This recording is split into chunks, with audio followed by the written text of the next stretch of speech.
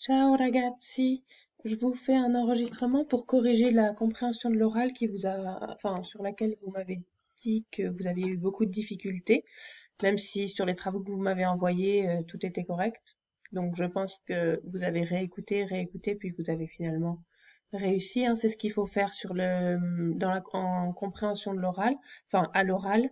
Vous allez rarement comprendre d'un coup un dialogue entier parce qu'il y a beaucoup de choses, ça fait pas longtemps que vous étudiez l'italien, donc vous n'avez pas encore tous les éléments pour tout comprendre.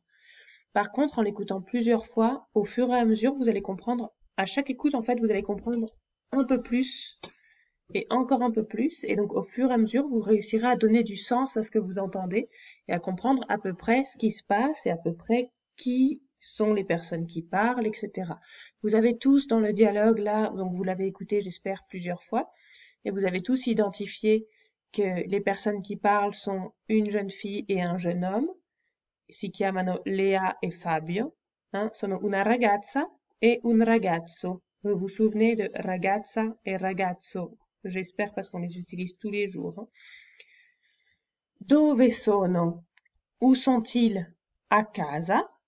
Hein. Léa va voir Fabio, hein, dans sa chambre. Donc ils sont a casa. Perché parlano? Pourquoi est-ce qu'ils parlent? Vous avez tous entendu que Léa a besoin de Fabio pour faire son exercice de mathématiques. Hein. Léa ha bisogno di Fabio per l'esercizio di matematica. Elle n'y arrive pas toute seule, elle lui demande son aide. Donc c'est comme ça qu'ils engagent la conversation. Et finalement, ils continuent la conversation en parlant d'avatars, des personnages qu'ils vont utiliser pour un jeu vidéo. Parce que Fabio, lui, est en train de créer un personnage pour un jeu vidéo. Donc vous aviez une phrase à compléter pour résumer le dialogue. Hein. Nel dialogo ci sono due persone che parlano. Sono Fabio e Lea, un fratello e una sorella, un frère et une sœur. Loro sono a casa e parlano di personaggi di un videogioco e dell'esercizio di matematica. C'est pas la seule solution, hein, de ce que j'ai écrit ici. C'est ce à quoi je m'attendais, mais vous avez écrit des choses très justes aussi. Vous deviez ensuite relever le nom des personnages connus qui étaient cités dans le dialogue. Il y avait Yu-Gi-Oh!, Einstein, Wolverine, Justin Bieber, Rihanna et Michelle Obama. Et vous les avez pratiquement tous trouvés à chaque fois, donc très bien. Dans le dialogue, Fabio et Léa, ils créent leur personnage. Donc en fait, ils modifient un personnage qui est dans un jeu vidéo et ils lui font les cheveux plus longs, plus courts, le nez plus gros, plus petit. Et donc ils répétaient très souvent 4 parties du visage: gli occhi, hein, les yeux, i capelli, il naso et la bocca. Et ça, vous avez tous trouvé aussi. Et enfin, dans le dernier exercice, c'était plus difficile.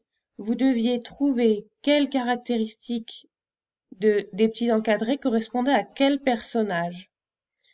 Et je vous demandais d'utiliser le verbe avoir pour écrire des phrases. Donc, vous aviez besoin que de lui, lei, a. Mais je vous ai réécrit tout le verbe pour que vous puissiez le réviser si jamais vous aviez un petit trou de mémoire. Yu-Gi-Oh! Donc, a gli occhi marroni. Tout ça, ils le disent dans le dialogue. Hein. Vous ne deviez pas ni le savoir d'avance, ni le chercher.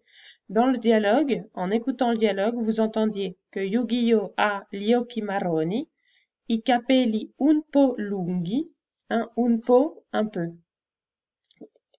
et la bocca piccola, petite, d'accord? Piccola par opposition à grande. Et de même avec tous les personnages, hein, vous trouviez toutes les caractéristiques qui étaient citées dans le dialogue et qu'on vous avait écrit ici. Voilà, je vous ai mis des exemples de phrases pour que vous voyez comment on utilise avoir dans ce genre de phrase, mais c'est comme en français. Hein, Fabio ha il naso a patata. Fabio a le nez en forme de pomme de terre. C'est Léa qui lui dit ça, c'est sa sœur, elle est très sympathique avec lui. Voilà pour cette correction. Je vous fais un autre enregistrement pour la correction de l'activité qui était pour jeudi. Et je vous souhaite une bonne soirée, buona serata a tutti e buon lavoro. Vous n'oubliez pas de me contacter si vous avez la moindre difficulté. Bonne soirée, ciao ciao.